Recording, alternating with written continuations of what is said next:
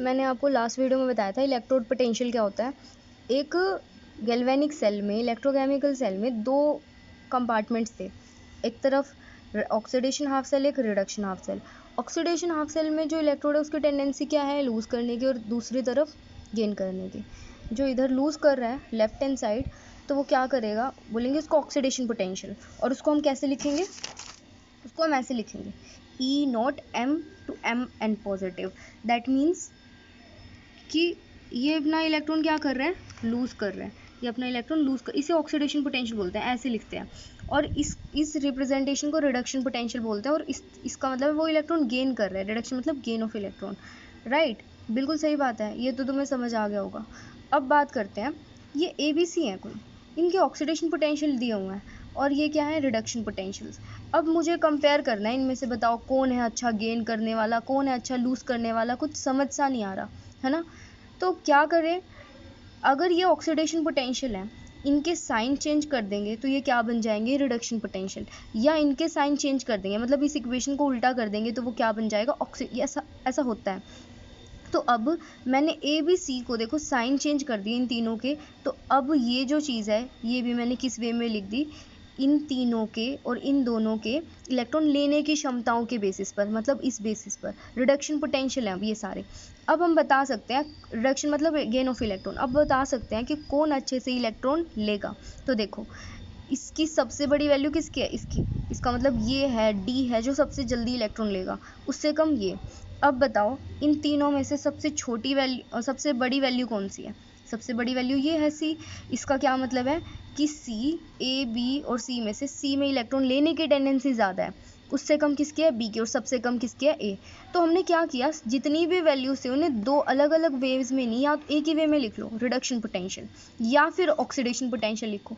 तो अब बहुत सारे एलिमेंट्स को अरेंज करने के लिए एक सीरीज़ बनाई गई, या तो वो रिडक्शन पोटेंशियल के बेसिस पे बनाई जा सकती है या ऑक्सीडेशन पर, ताकि दिक्कतें थोड़ी सी क्या हो जाएं, सॉल्व। और उस सीरीज़ को हम क्या बोलते हैं, इलेक्ट्रोकेमिकल सीरीज़ या फिर एक्टिविटीज़, रिएक्टिविटी सीरीज़ पढ़ते थे ना 10th में, ये वही है, ठीक। तो देखो मैंने क्या किया, ये आपकी बुक में बनी हुई है, ऊपर प्लस है, ये ज़ीरो और ये माइनस, और यहाँ देखो इस सिंबल से साफ पता चल रहा है, पहली बात ये स्टैंडर्ड वैल्यूज़ हैं, और कौन सी है, इलेक्ट्रॉन लेने की tendency, that means reduction potential.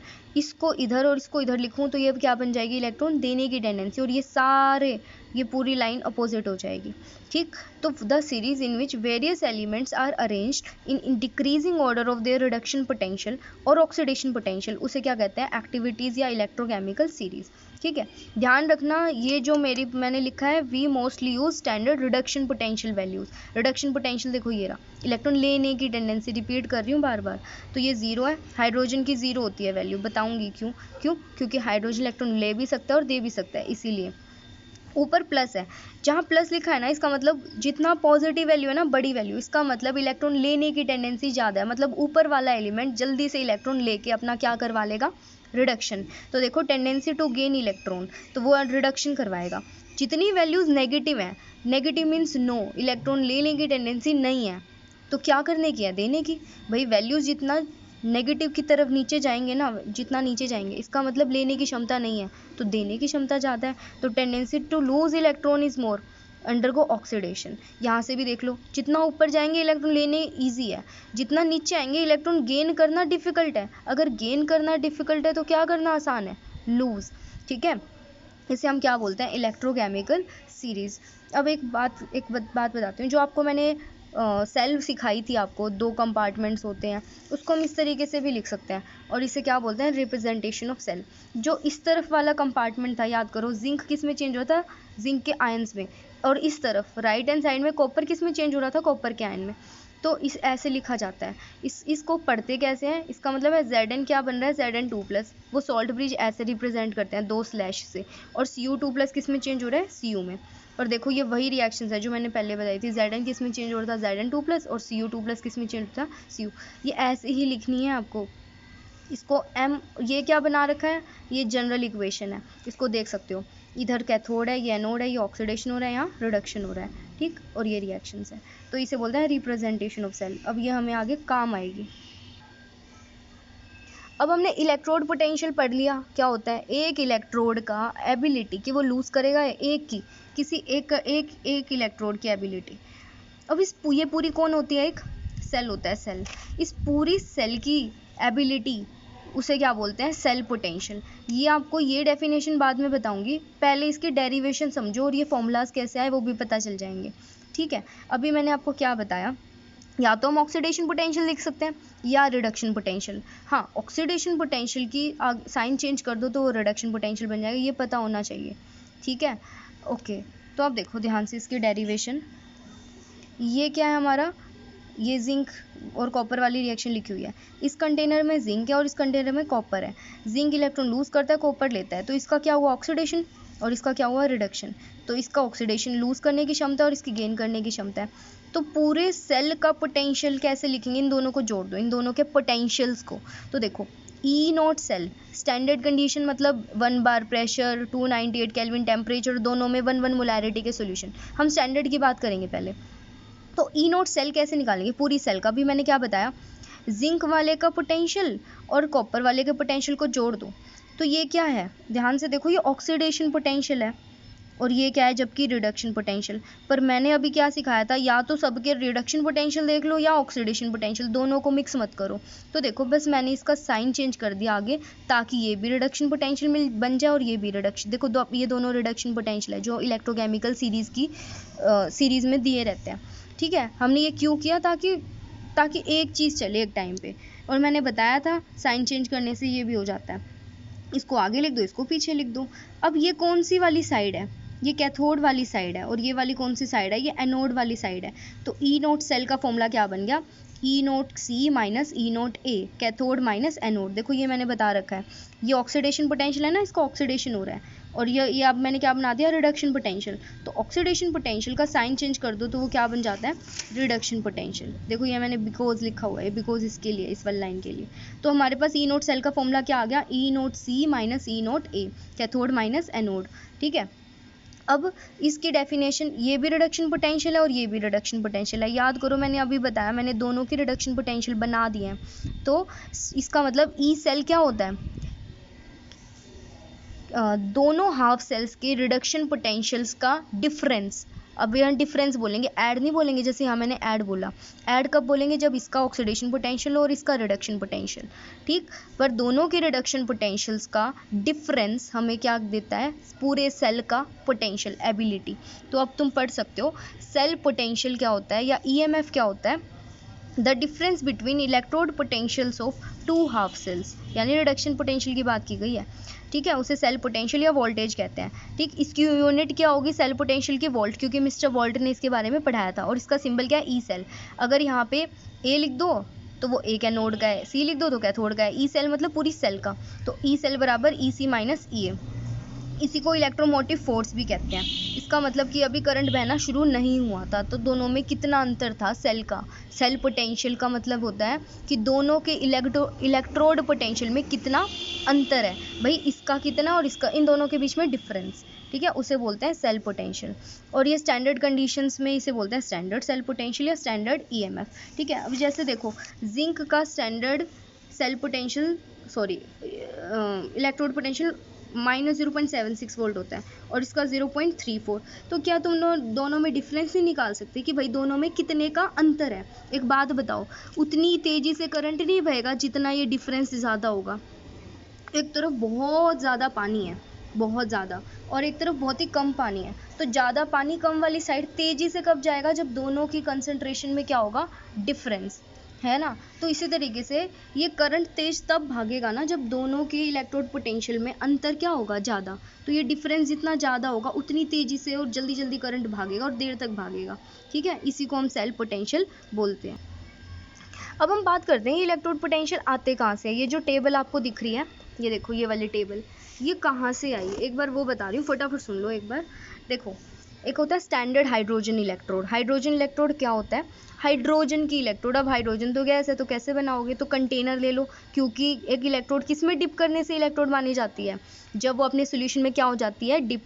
तो एक कंटेनर में मैंने हाइड्रोजन गैस पास करा दी एक ट्यूब के अंदर।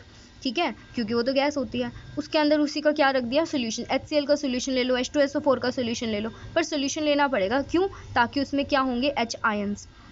अब इसमें गैस पास करा दी, अब करंट कैसे फ्लो करेगा, यहाँ तो कोई रोड नहीं है, कोई डंडी नहीं है, तो हमने एक प्लैटिनम की वायर ले ली और एक प्लैटिनम की प्लेट, उसको ब्लैक कोटिंग कर दी, ठीक है।